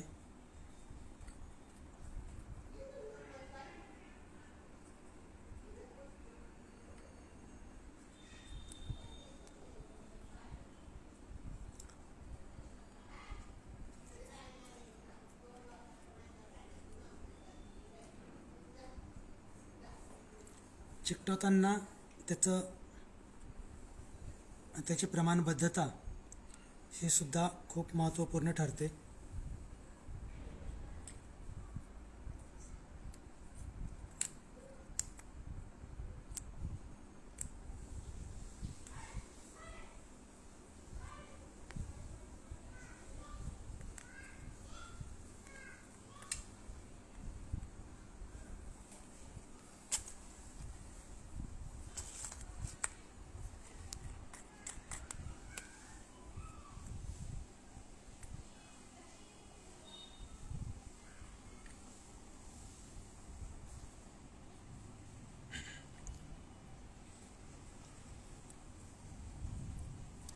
त्यानंतर कासवाचे पाय,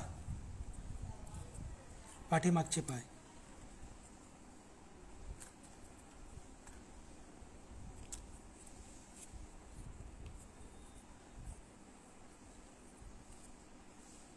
पुढचे पाय आणि मागचे पाय याच्यामध्ये थोडंसं कमी जास्तपणा ठेवायचा.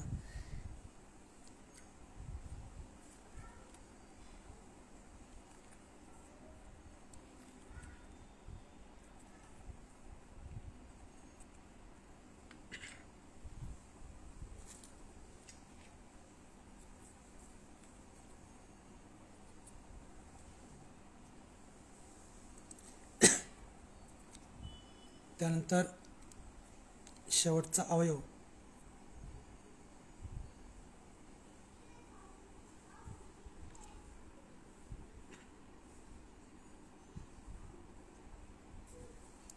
अशा पद्धतीने कासवाचे सर्व अवयव मी चिकटून घेतलेले आहेत.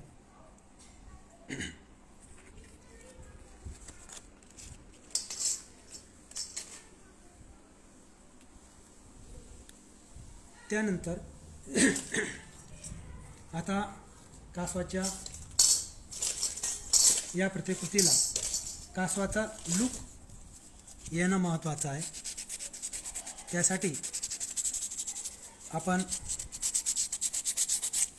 पुढची क्रिया करणार आहोत. करवंटी अगदी गुळगुळीत झालीच पाहिजे असा कोणताही प्रकारचा आग्रह न ठेवता प्रारंभिक स्टेजमध्ये आपल्याकडनं जशी करवंटी घासली जाईल, जेवढी घासली जाईल तेवढं आपल्यासाठी ती उपयोगाची ठरणार आहे. त्यानंतर याच्यावरती कासवाच्या पाठीवर मला आता डिझाईन नक्षी अशा प्रकारचं हे करणार आहे.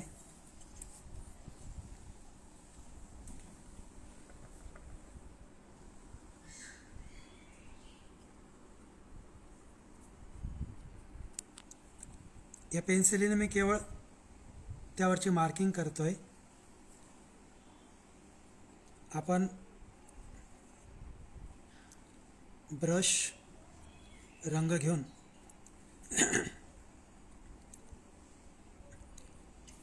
त्याला रंगवू शकतात.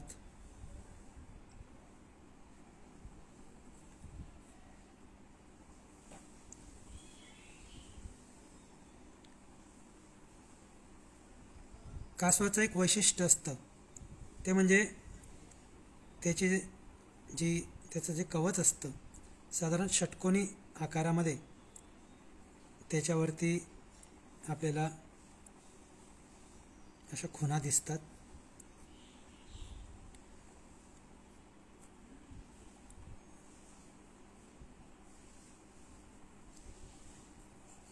हेच आपण ऑइल पेंटने सुद्धा किंवा ॲक्रेलिक कलरने रंगवू शकतो, रंगवून घेऊ शकतो. त्यासाठी आपल्याकडे ब्रश हवा आणि ऑइल पेंट किंवा ॲक्रेलिक कलर्स हे आपल्याला लागतील.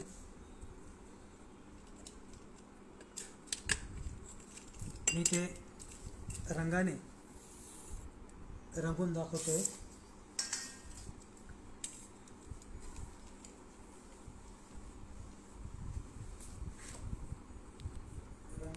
रंगवण्यासाठी ब्रश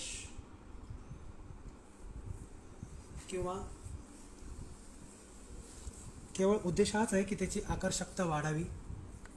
माझ्याकडे आता इथं ऑइल पेंट अवेलेबल आहे म्हणून मी ऑइल पेंटचा वापर करतोय.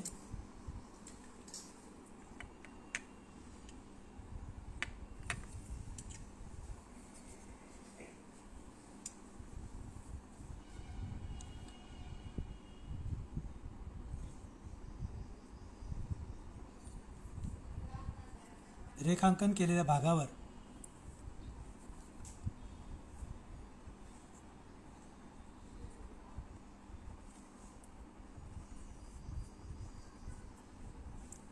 त्याची आकर्षकता वाढावी म्हणून मी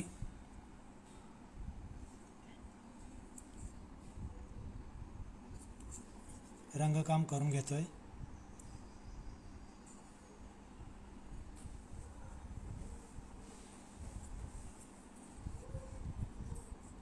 तर करवंटीपासून नवनिर्मिती करताना सगळ्यात महत्त्वाची गोष्ट जी मी मगाशी सांगितली ती म्हणजे लागणारा कच्चा माल हा परिसरामध्ये सहज उपलब्ध होतो आणि कोणतीही किंमत न देता म्हणजे कोणतीही नवीन वस्तू आणली त्याची तोडमोड केली आणि त्यापासून मी काहीतरी बनवलं असा प्रयोग न करता जी केवळ खरोखर टाकाऊ आहे, जी काही कामात येणार नाही किंवा आली तरी ती कचऱ्यात जाईल किंवा आपण त्याला जाळून टाकू अशा प्रकारची जर भूमिका आपली असेल तर ती तशी न ठेवता या टाकाऊ वस्तूंचा पुनर्वापर करून मला काही नवीन तयार करता येतं का, अशा प्रकारचा एक चिकित्सक विचार जर आपण ठेवला तर त्याचं पुढचं पाऊल म्हणजे नवनिर्मिती असते.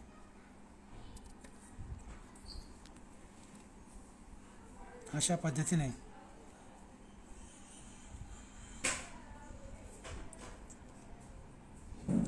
आपण कासवाची प्रतिकृती पूर्णत्वास येताना आपल्याला दिसते.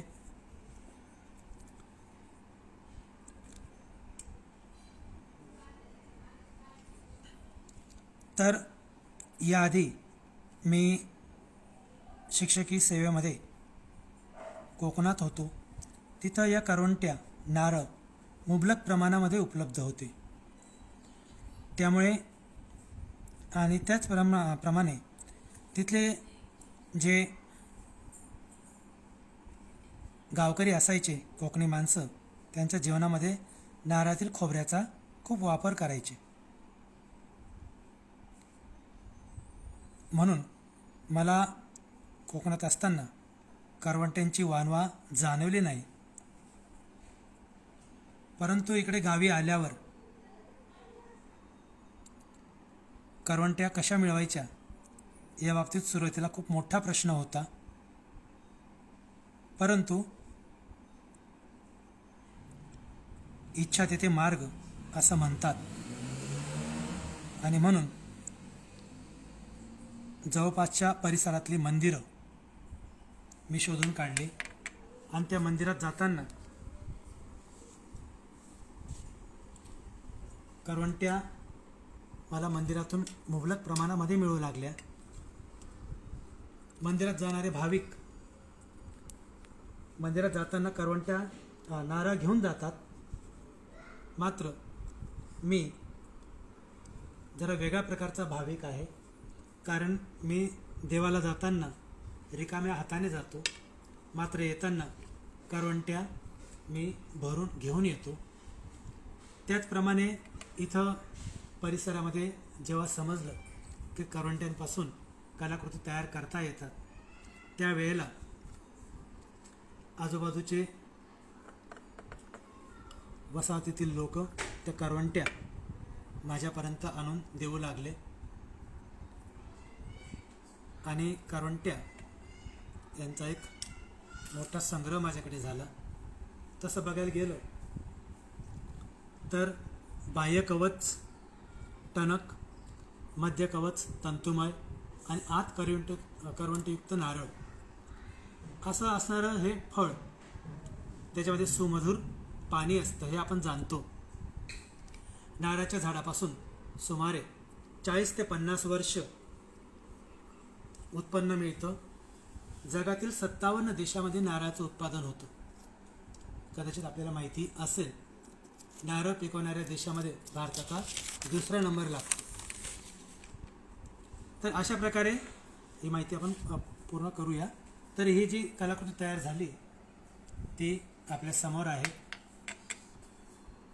या शिवाय आपण अजून वेगळ्या पद्धतीने सुद्धा तयार करू शकतो.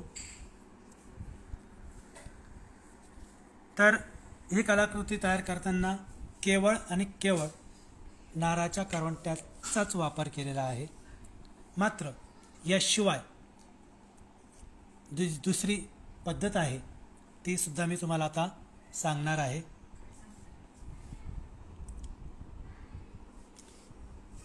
तर त्यासाठी आपल्याला जी हवी असणारी गोष्ट आहे, त्याशिवाय आपल्याला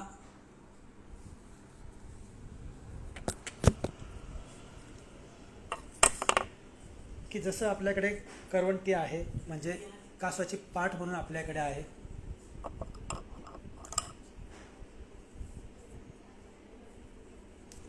तर आईस्क्रीमच्या किंवा आईस कँडीच्या काड्या त्यासुद्धा वापरून आपल्याला तयार करता येऊ शकतं.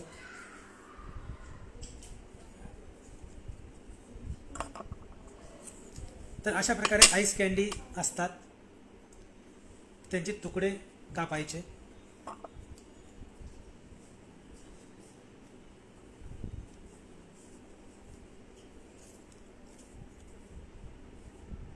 त्यांचे तुकडे जसं आपण करवंदीचे भाग केले होते तसे या आईस कँडी किंवा कुल्फी किंवा आईस्क्रीमचे चमचे यांचे जे स्टिक्स असतात त्यांचा वापर आपण करू शकतो. जसं की या ठिकाणी अशा प्रकारे तोंड आपल्याला लावता येईल आणि याचे पायसुद्धा लावता येतील. थोडंसं अधिक वेळ खाऊ होईल म्हणून मी याचं डिटेल्स दाखवत नाही, मात्र आपल्याला कल्पना येऊ शकते की अशा प्रकारे काड्यांचा उपयोग करून सुद्धा आपण कलाकृती तयार करू शकतो.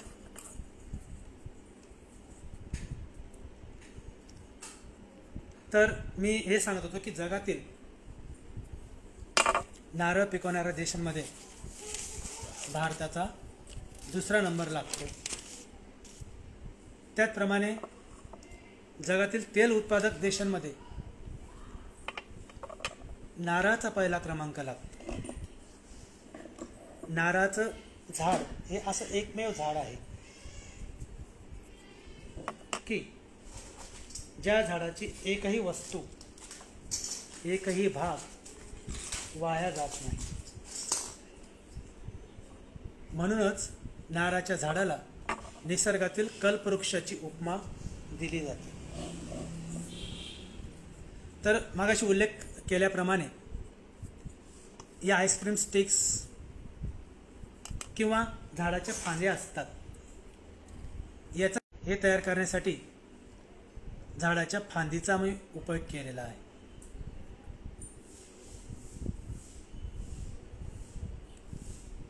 बाकी सगळी याची कृती तशीच आहे.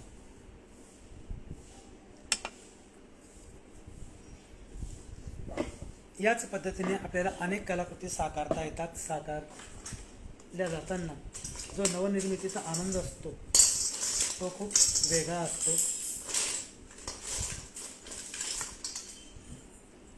आणि जेव्हा नवनिर्मिती एक वेगळं रूप घेतं त्यावेळेला तो आनंद शब्दांच्या पलीकडचा असतो. तर अशा प्रकारे आपण तयार करू शकतो.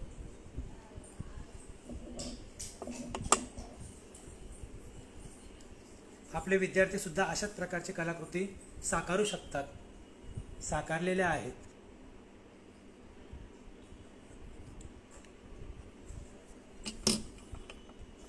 तर आता दुसरा प्रश्न राहिला एमसील. एमसील आपण चिकटवायचं कुठं किंवा कसं. तर जिथे आपण जोड दिलेले आहे त्या ठिकाणी आपल्याला एमसील आणायचं आहे. नारळाची करवंदीची प्रतिकृती कासव जी आपण तयार केलेली आहे त्याच्यापासून त्याचा जोड मजबूत राहावा म्हणून एमसीलचाही आपल्याला वापर करता येईल. एमसील याच्यामध्ये दोन भाग असतात.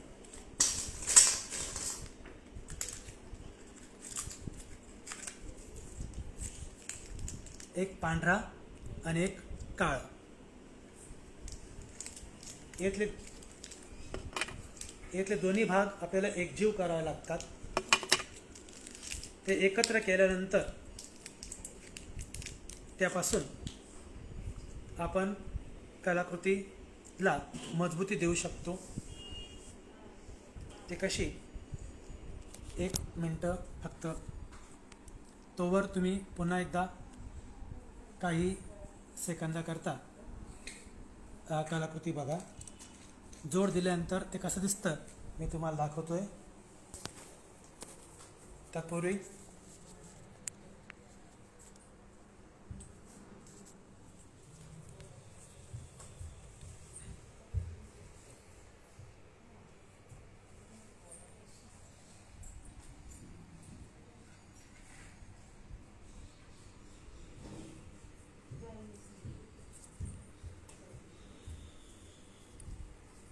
तर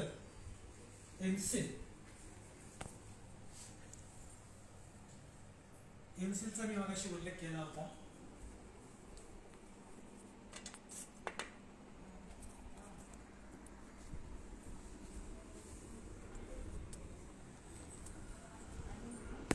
एमसीलचा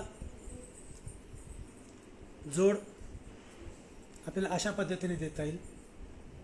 या ठिकाणी मी फांद्यांचा किंवा काड्यांचा वापर केल्यानंतर तिथं मी एमसील चिकटवलेला आहे आणि कासवाचं तोंड 3D किंवा त्रिमित या स्वरूपात दिसावं म्हणून एमसीलचाच एक गोळा कासवाचं तोंड म्हणून मी वापरलेला आहे.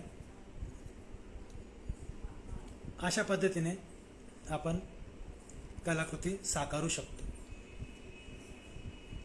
तर मगाशी मी असं सांगत होतो की नारळाच्या झाडाची कोणताही अवयव, कोणताही भाग वाया जात नाही, म्हणून नारळाच्या झाडाला निसर्गातील कल्पवृक्षाची उपमा दिली जाते.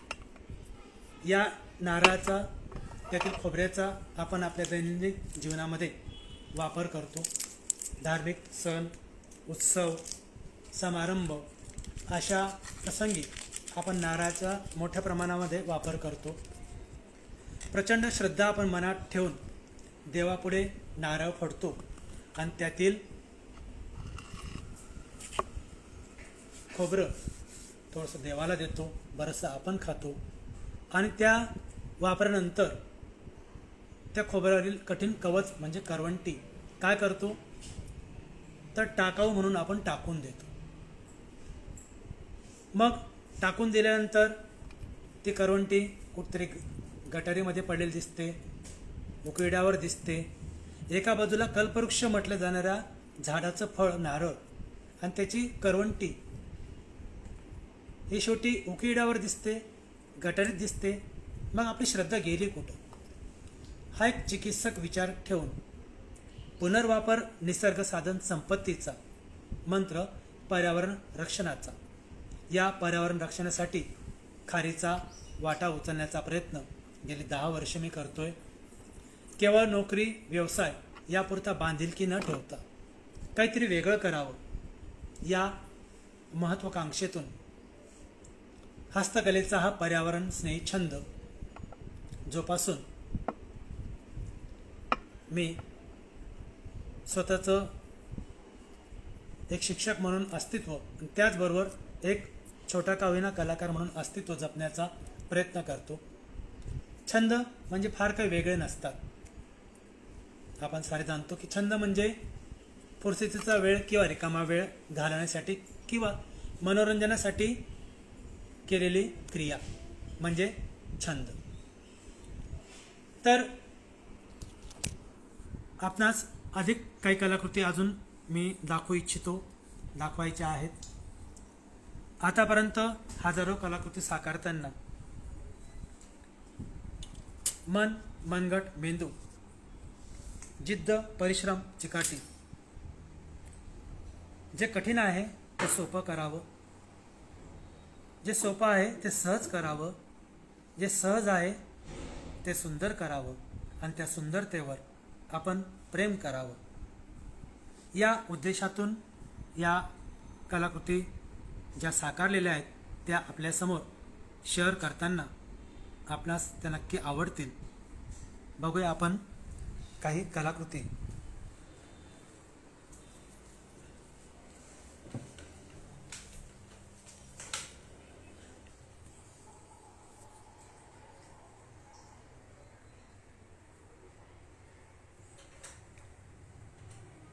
करवंट्यांचा वापर करताना मी कोणकोणतं साहित्य तयार केलं त्यांची नावं एवढी मलाही ठेवणं किंवा सांगणं यापेक्षा प्रत्येक कलाकृती आपण बघू शकतात.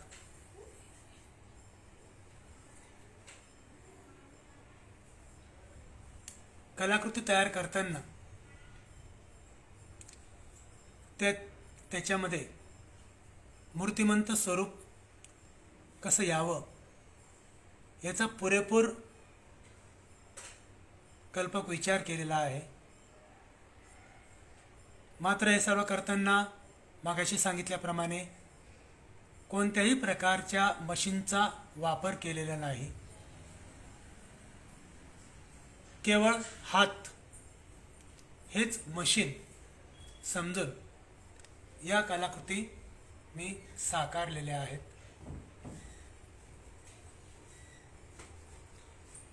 आपणही अशा प्रकारच्या कलाकृती साकारू शकतात आणि पर्यावरणाचं रक्षण करू शकतात. निसर्ग आपल्याला बरंच काही देतो, परंतु त्या निसर्गाला आपण परत काय देतो? सगळ्यात सुरुवातीला मी माकडाच्या प्रतिकृतीचं वर्णन केलेलं होतं, एक अनुभव आपल्यासमोर शेअर केला. आणि सुरुवातीच्या दिवसात माकडाची प्रतिकृती नाही पण कासव तयार झालं. परंतु नंतरच्या येणाऱ्या काळामध्ये जे मला अशक्य होतं, शाळापासून माकडाची प्रतिकृती ती सुद्धा मी तयार केली. आणि गेल्या वर्षी करोनाच्या काळामध्ये हे आलेलं संकट दूर व्हावं म्हणून त्या सर्वसाक्षी परमेश्वराकडे प्रार्थना करणारा हा एक मरकट मी त्याच्या तोंडावरती मास्क लावलेला होता.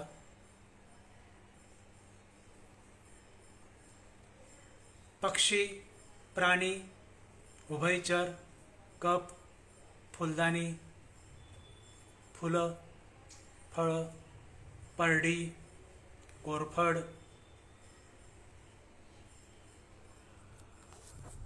एक कलाकृती मी आवर्जून सांगू इच्छितो.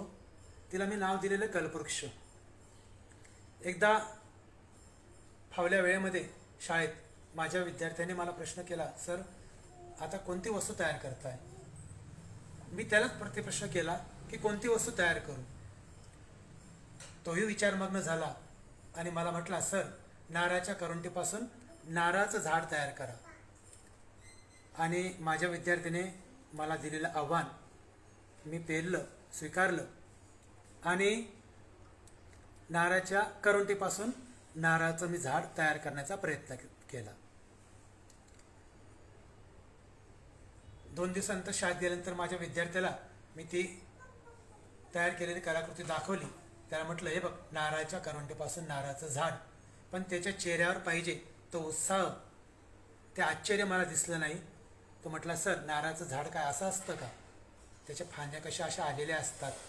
म्हटलं, तुला नाही आवडलं? म्हणे नाही. आणि म्हणून त्याच्या बाल सुलभ आव्हानाला कसं पेलता येईल हा प्रयत्न करताना नंतर मी त्याच्यासाठी नारळाचं झाडसुद्धा तयार केलं. ते पण मी आपल्याला दाखवतोय. तर अशा प्रकारे या कलाकृती तयार करताना मनोरंजन यासह काही सामाजिक संदेशसुद्धा मला देता आले तर मी देण्याचा प्रयत्न केलेला आहे.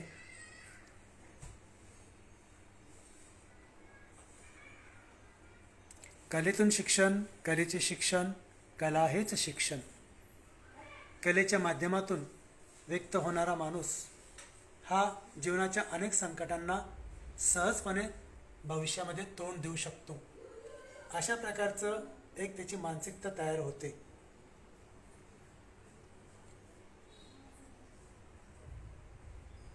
तर अशा हजारो कलाकृती साकारताना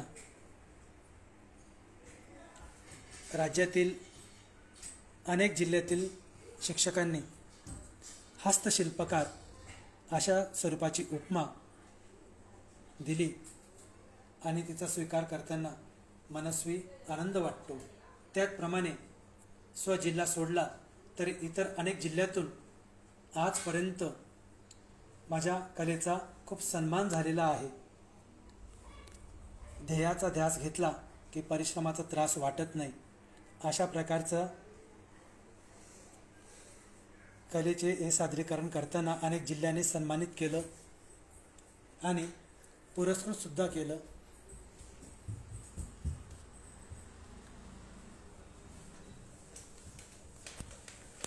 हेच करताना बालभारतीसारख्या अभ्यासक्रम पाठ्यपुस्तक निर्मिती मंडळामध्ये काम करण्याची संधी मिळाली. शिक्षणाच्या वारीतून हजारो लाखो शिक्षकांपर्यंत पोहोचता आलं. यापेक्षा अधिक हवं ते काय? याच्याही पुढची पायरी म्हणजे इंडिया बुक ऑफ रेकॉर्ड्स मध्ये माझ्या कलाकृतींची विक्रम म्हणून नोंद झाली. अनेक वर्तमानपत्र, दूरचित्रवाहिन्या याच्यावरून कार्यक्रम प्रसारित झाला. तर अशा प्रकारे छंद हे जे असतात, छंद खूप काही वेगळे असतं. परंतु छंदामुळे मनोरंजन होतं, ज्ञानात भर पडते, मित्र मिळवता येतात, श्रमामुळे आलेला थकवा घालून मन उल्हासित करता येतं, शारीरिक आणि मानसिक व्याधीपासून मुक्त होण्यासाठी छंदांचा चांगला उपयोग होतो. छंदातून आपल्याला खरी ओळख मिळते, जगण्यातला आनंद आणि समाधान सुद्धा मिळतं. प्रत्येकाला काही ना काही छंद असतो. कोणतरी म्हटलंच आहे की वयाला हरवायचं असेल तर छंद जोपासले पाहिजेत. छंद आपल्याला आपल्या आयुष्यावर प्रेम करायला शिकवतात. छंद असणं हे खूप वेगळं रसायन असतं. छंदातून आपल्याला स्वतःचा शोध आणि बोध होतो. छंदांनी व्यक्तिमत्वाला नवनवीन पैलू आणि परिमाणे प्राप्त होतात. छंद माणसाला दुःख विसरायला लावतात. छंदामुळे स्वतःमधील क्रिएटिव्हिटी वाढते. छंद माणूसपण टिकवतात. छंद माणूसपण वाढवतात. छंद माणसाला स्वतःला शोधण्याची म्हणून जे जे आपणास ठावे ते ते लोकांशी सांगावे, शहाणे करावे सकल जन. या उक्तीप्रमाणे मला प्रतिभा लाभलेल्या या हस्तकलेच्या प्रसारासाठी मी आजवर अनेकांना प्रशिक्षित केला आहे. काहींनी त्यातून रोजगाराचा मार्ग देखील मिळवला आहे.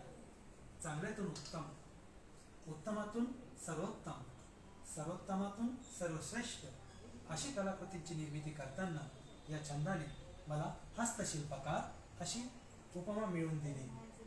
आज याच निमित्ताने कलाकार म्हणून आपल्या समोर येताना खूप विशेष आनंद वाटतो. एक शिक्षक म्हणून राष्ट्रशिल्पकाराची भूमिका पार पाडताना प्रत्येक शिक्षकाने आपल्या विद्यार्थ्यांमध्ये काय चांगलं आहे याचा शोध घेऊन त्याला प्रेरित करावं. स्वतःमधील सकारात्मक शक्तीला योग्य दिशा द्यावी. पर्यावरणाचं अंग जोपासावं. स्वतःमधील सामर्थ्य ज्ञान अद्यावत करत राहावं. कारण ज्योत जळत असते तोवरच ती दुसऱ्या ज्योतीला प्रज्वलित करू शकते. आपल्या बालकांचा, समाजाचा आपल्यावर असलेला विश्वास जपावा. म्हणजे जगणं समृद्ध करणाऱ्या विद्यार्थ्याला योग्य संस्कारातून सर्वगुण संपन्न बनवावं. कारण स्वानुभवातून आनंददायी आणि कृतियुक्त शिक्षणातून सर्वगुण संपन्न झालेले विद्यार्थी हेच खऱ्या अर्थाने यापुढील जगातील संकटांना एक सक्षम व्यक्तिमत्व म्हणून सामर्थ्याने तोंड देऊ शकतात आणि भावी भारताचे भक्कम आधारस्तंभ होऊ शकतात. नाहीतर सारेच जण शिकतील पण किती जण सुशिक्षित होतील हा संशोधनाचा विषय होईल. एका चित्रपटात नाहीतरी म्हटलंच आहे, काबिल होणे के लिए पढो. म्हणजे आपल्याला आपल्यातील सत्व न गमावता आपल्यातील जे काही चांगलं आहे त्याचा ध्यास घ्यायचा आहे.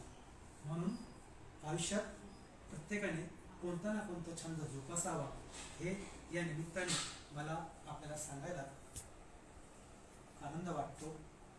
आज या मंचावरती आपल्याशी हितगुज करताना जे काही अनुभव थोडक्या मोडक्या शब्दामध्ये सांगता आले त्याचा मी प्रयत्न केला आहे. आता आपण बघताय की करवंटी याच्यापासून ज्या अनेक वस्तू तयार केल्या जातात करतोय त्यापैकी हे काही दागिने या स्वरूपात आपल्यासमोर दिसत आहेत. प्रत्येक वस्तूची जे काही बाजार मूल्य आहे ते खूप आहे. आतापर्यंत अनेक राज्याकडून राष्ट्रीय आंतरराष्ट्रीय पातळीवरती अशा प्रकारचा कलेचा खूप त्याला मागणी केली जाते आणि शिवाय त्याचं बाजार मूल्यसुद्धा अधिक आहे. तर यापैकी सुद्धा एखादी वस्तू कशी बनवावी याचं मी जाता जाता थोडं संक्षिप्त आपल्यासमोर सांगू इच्छितो. तर त्यासाठी आपल्याला नारळाच्या करवंटीपासून शोभिवंत कलाकृती तयार करताना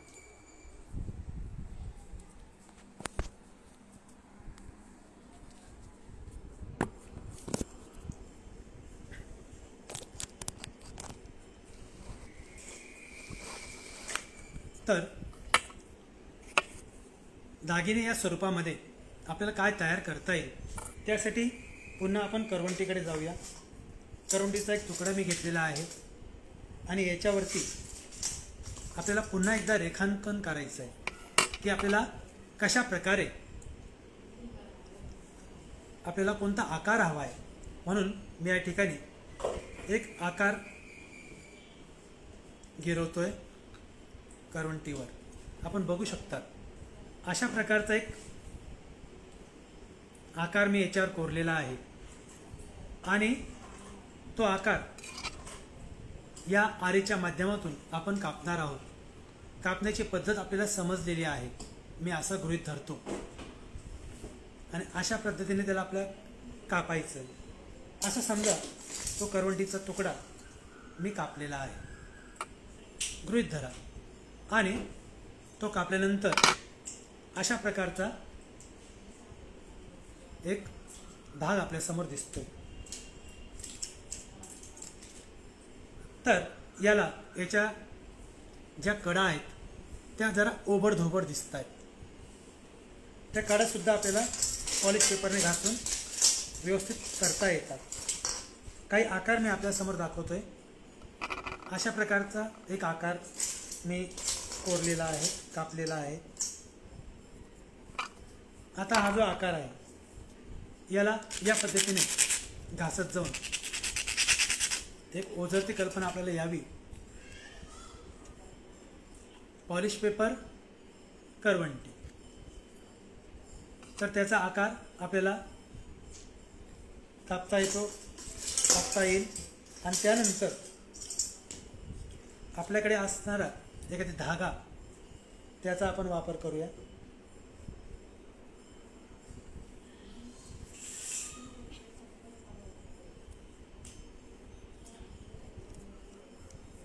कापलेल्या आकाराच्या मागे फेविक्विकच्या मदतीने आपण तो धागा चिकटून घ्यायचा आहे.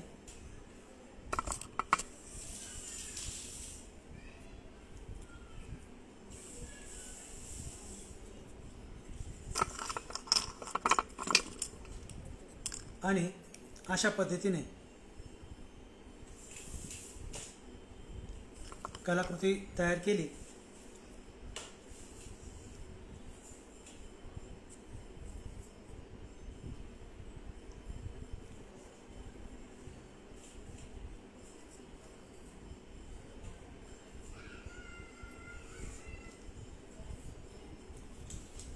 याच पद्धतीने आपण अनेक प्रकारच्या कलाकृती तयार करू शकतो. पुन्हा सांगतो, कलाकृती तयार करण्यासाठी जे महत्त्वाचे बेसिक साहित्य आहे, पॉलिश पेपर्स, करवतपट्टी किंवा एक्स्ट्रा ब्लेड किंवा आरी, एमसील, फेविक्विक हे आणि करवंटीचे जसे असतील तसे तुकडे. अशा पद्धतीने आपण अशा अनेक कलाकृती वस्तू तयार करू शकतो. याचेच नमुने आपण बघितलेले आहेत आपल्यासमोर, त्या दिसत आहेत. आपले विद्यार्थी सुद्धा अशा अनेक वस्तू आपल्याही पेक्षा कल्पक विचारातून तयार करू शकतात, करतात.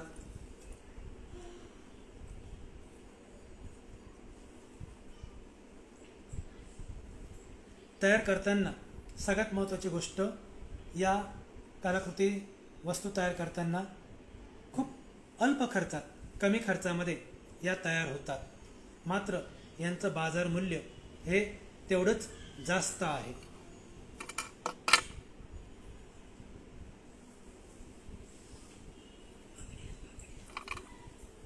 अशा प्रकारे कलेचं अंग जर जोपासलं तर आपल्याला अनेक गोष्टी साकार करता येतात.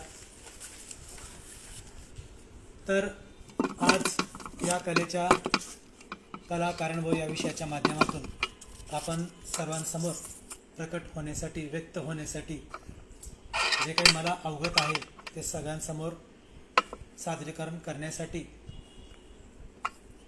जिल्हा परिषद परभणी शिक्षण विभाग यांनी आमंत्रित केलं आणि माझ्या परीने मी माहिती देण्याचा प्रयत्न केला. आपण सर्वांपर्यंत ती माहिती पोहोचली असणारच.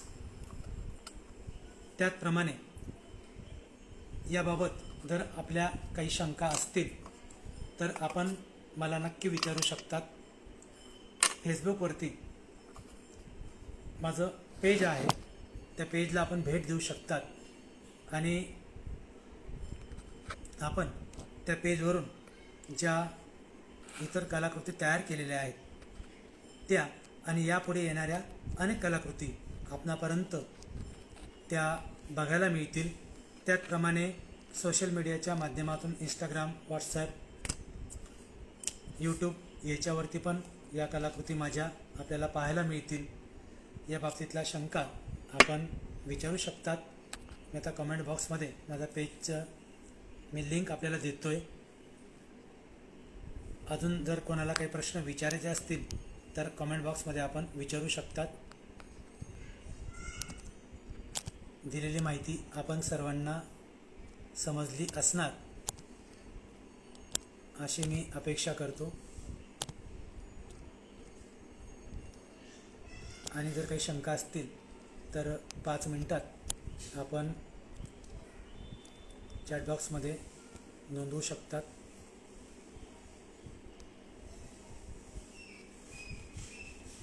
मी माझ्या पेजची लिंक देतोय.